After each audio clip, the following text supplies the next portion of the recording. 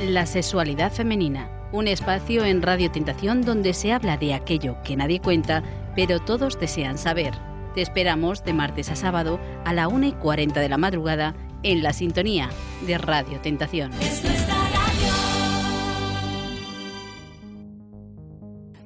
Bienvenidos y bienvenidas a la sexualidad femenina con las psicoanalistas de Grupo Cero, Clemence Lunis y Elena Trujillo. ¡Tachán! Hemos vuelto. Nos ha dejado pasar la policía y todo. Estamos buscadas, pero no por la policía. Sí, nos buscan. Nos buscan porque cada vez son más necesarios los psicoanalistas. El mundo está fatal. Bueno, que digamos que nosotros estamos, ¿no? Los seres humanos, porque el mundo lo hace los seres humanos. Claro, nosotras, al fin y al cabo, podemos alegrarnos porque estamos trabajando para producir en nosotras salud y cultura y también para poder difundir y hacer que las personas se den cuenta de que tienen ese instrumento, esa teoría del psicoanálisis para mejorar su calidad de vida, sus vidas. Efectivamente, para poder pensar un poco en la vida que están llevando. Y sobre todo la sexualidad, que es lo que a mí más me gusta.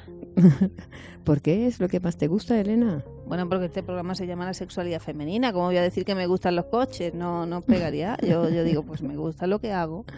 Muy bien, de acuerdo. Y además, hoy, fíjate que me planteabas que habláramos de un tema y yo decía, pero no me convence, pero seguro que después de escuchar tus palabras me vas a convencer 100%. Sí, yo pensaba en la sexualidad femenina de las jovencitas. Pero jovencitas. Es decir, no provoques. Sí, porque en ese despertar sexual, ¿no? Hemos dicho que la sexualidad, en general la sexualidad humana, tenía 3 etapas. Una primera infantil. Recordemos porque sí, hay algunos que acaban de conocernos ahora y vamos ahí y les soltamos eso de golpe. Que la sexualidad humana está formada por 3 épocas. Está la sexualidad infantil, que va a caer en la amnesia muy rápidamente, es el descubrimiento de lo sexual. Va a caer en la amnesia rápidamente. Sí, porque no se puede sostener, hay claro, mucho... es muy fuerte.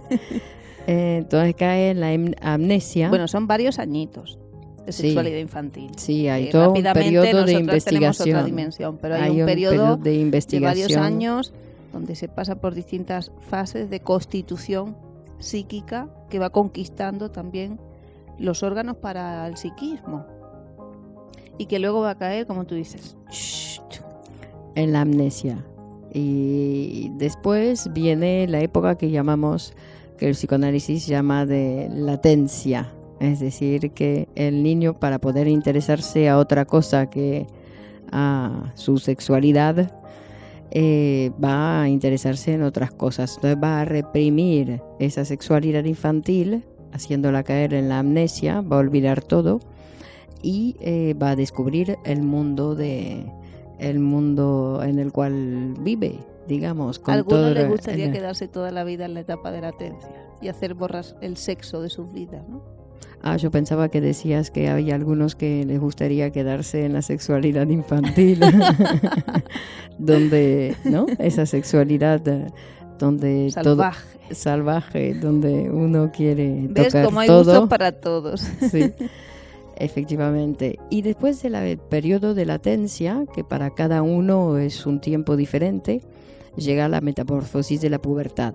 La palabra metamorfosis. Es decir, ya es el despertar sexual para la reproducción, porque claro, la sexualidad infantil tiene que reprimirse también porque no se puede reproducir, no sirve para la reproducción en ese momento. Pero con el despertar de la pubertad, con la llegada de la pubertad, que ya vale el encontrarse con el otro para otra cosa. Ha hecho un movimiento así como diciendo al grano. Y entonces, que en ese momento pensaba en las niñas, en ese despertar sexual, pero sobre todo pensaba en los padres que se enfrentan con esa relación, porque ellos también pasaron, o todos hemos pasado por ese ciclo de aprehensión de nuestra sexualidad, pero claro, como cayó en la amnesia no nos acordamos. Y frente al despertar sexual de los jóvenes, ¿no? Sobre todo pensaba en las niñas, porque en las niñas hay una tendencia más a la represión. El niño puede decir, ¿no? Puede expresarse más en la sexualidad que la niña. De manera general, digo que, claro, espero que haya algunas que los padres la dejen hablar.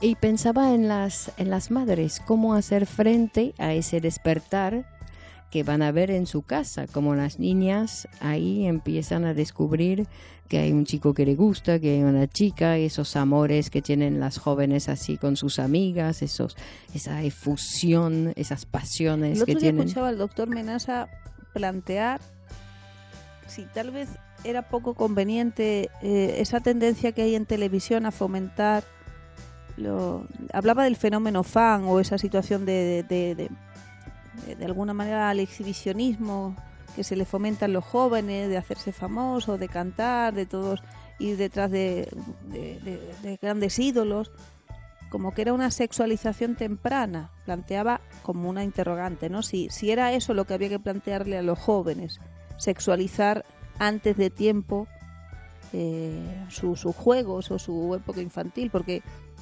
como bien has indicado, la sexuación forma parte de un proceso normal, que además es inconsciente, es decir, que uno no se da cuenta de lo que está pasando en su aparato psíquico, y va a ir destinado a que cuando los órganos reproductivos adopten la madurez necesaria para poder ponerse al servicio de la reproducción, pues a nivel psíquico también haya una madurez y una conquista de ese interés que en un momento determinado estuvo puesto en el entorno más cercano al niño, lo pueda poner en lo diferente, en lo lejano, en lo exterior, en el mundo, porque evidentemente uno está destinado a abandonar la familia y a formar parte de la sociedad.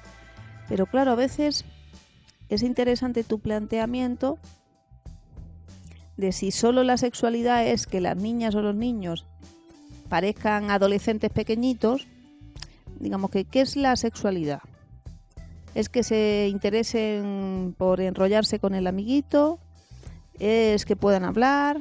¿Es que se masturben?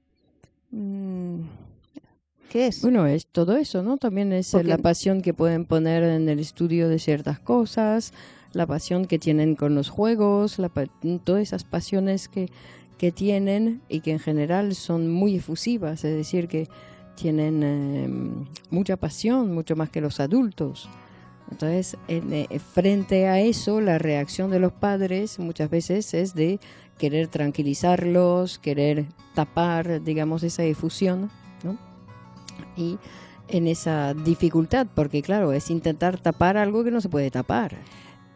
También, en general, la sociedad está muy reprimida la sexualidad, pero muy sexualizado todo. Todos son cuerpos desnudos, la mujer como objeto sexual. Se fomenta de alguna manera el exhibicionismo de las relaciones también. Vemos como los vídeos de la vida íntima de muchas personas pues circulan por ahí, como hay una banalización de eso, y sin embargo eso no ha mejorado ni la satisfacción sexual de las personas, ni las relaciones, ni ha enriquecido sus vidas sexuales, porque nos encontramos en una época de gran pobreza sexual. Sí, de pobreza intelectual también, porque van juntos, ¿no? Es decir, que una persona que puede llevar a cabo una vida sexual plena, vamos a decir, que no sé si existe, pero diferente a la convencional, digamos que debe tener la posibilidad de hablar. Es decir, que suelen ser personas que hablan con más facilidad de la vida, de lo que les pasa. Y también es interesante. Enseñamos, porque si hablamos de la educación sexual o el despertar de la sexualidad en las jóvenes niñas o jóvenes adolescentes y el papel que puedan tener las madres o los padres en este sentido, que ahí es cierto que no hay un libro que diga cómo se tienen que hacer las cosas. Nosotros recomendamos siempre a los padres un montón de libros, pero también no sirven. Sí, yo pienso que están también en una Lo que manera más de sirve, leer. además de leer, es nosotros recomendamos psicoanálisis para esos padres. ¿Para qué? Para que puedan humanizar a ese joven.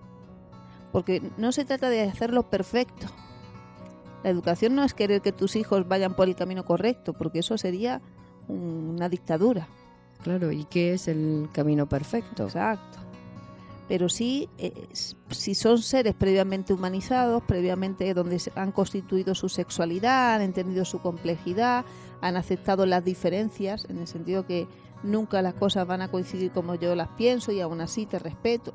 Aprenden a conversar, porque la gente se cuenta sus cosas, pero no conversa. Claro, sí.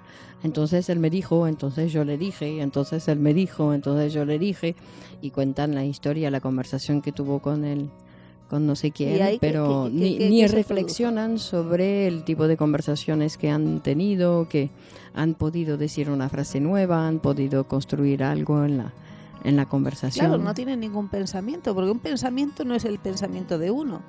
Es el pensamiento de algún libro, de algún tipo de pensamientos, y nihilistas y existencialistas. Es decir, que piensa desde una posición el mundo. Y si me ocupo solo de relatar lo que pasa en mi vida, o si compré compresas o compré espagueti, ¿qué pensamiento tengo? No existo en el mundo. O no quiero existir. Porque para existir tengo que darme cuenta que alguien antes que yo pensó así. Si no, yo no podría vivirlo de esta manera. No soy yo el que comienza algo.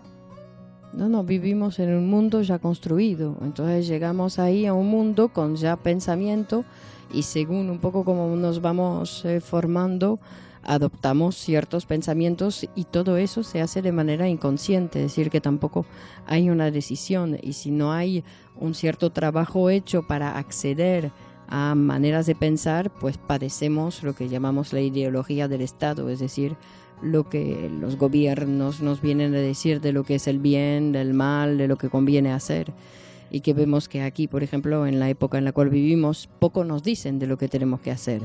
Mira, ahí vamos a coincidir con este tema que planteas, con la preocupación de muchísimos padres. Hay muchas personas de México, de Colombia, de Latinoamérica que nos escuchan, también acá en España, que son padres y madres de hijos adolescentes y están preocupados por la sociedad en la que viven. Es decir, hubo tiempos donde salíamos a la calle, jugábamos, ahora salimos y casi hay que defenderse.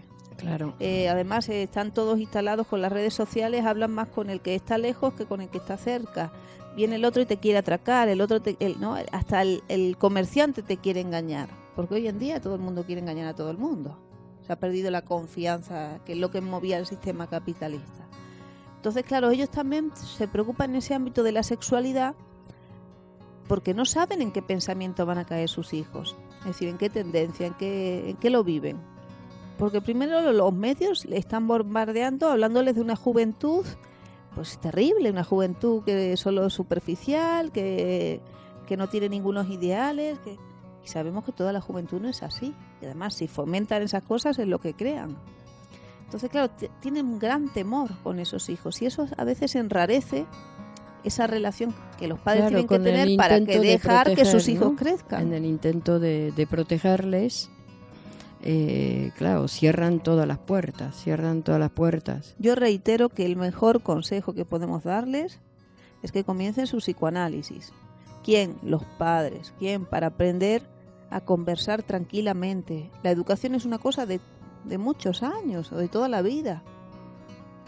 Pero claro, que uno no termina de estar educado, claro, digamos, formado. Pero claro, tampoco el padre o la madre pueden querer imponer la educación en el otro. Hoy tomé una frase de Menasa que decía: es un gran maestro porque enseña sin querer enseñar, sin querer dártelo, lo tomas tú. Él lo hace, pero no tiene ninguna intencionalidad de que tú tomes eso, de enseñarte nada. Que a veces uno quiere enseñar y quiere que el otro lo haga como tú piensas. Y eso agrede al otro. Entonces el psicoanálisis te va civilizando, te va flexibilizando, te vas haciendo más amable contigo mismo y con los demás. Claro, y eso para un padre y una madre... Los hijos no van a salir como uno piensa o como le gustaría que salgan. Nunca. Afortunadamente. ¿No?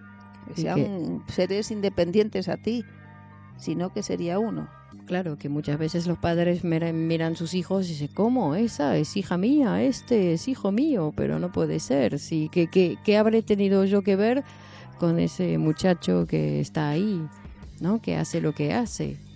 que no solo nosotras tenemos la obligación de ser generosas, porque hemos recibido y Mucho. seguimos recibiendo muchas enseñanzas y hemos recibido pues el trabajo de muchas personas que nos permiten estar aquí sanas y seguir adelante, sino que además también las personas que nos escuchan, yo les propongo que sean generosas, porque no hay que acordarse de los problemas cuando ya están, de las enfermedades cuando ya se manifiestan, que ahí siempre el problema ya es mayor, sino que nos tenemos que acordar de las cosas desde ya. Es decir, tenemos que trabajar para la salud desde ya, debemos trabajar en el amor desde ya.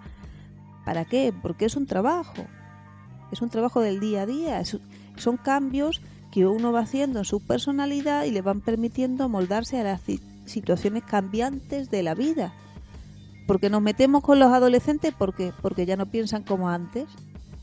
Pero ¿y qué malo tiene eso? ¿Tú acaso penses como pensabas Si antes? ellos no han nacido en el mismo mundo que nosotros, Bueno, ni tú piensas igual que hace 20 años. ni igual que tú. Exactamente. Entonces, claro, es un cambio drástico que se produce en ellos, pero también es necesario para poder despegarse de los padres. Para el joven es muy difícil esa transición en tan poco tiempo hacia un mundo donde todo te resulta desconocido, encima nada te motiva a incorporarte a él.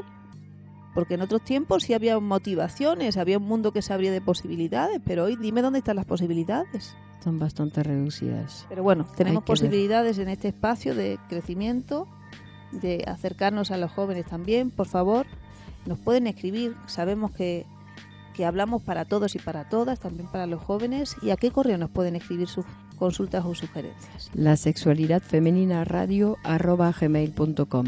La sexualidad femenina radio @gmail.com.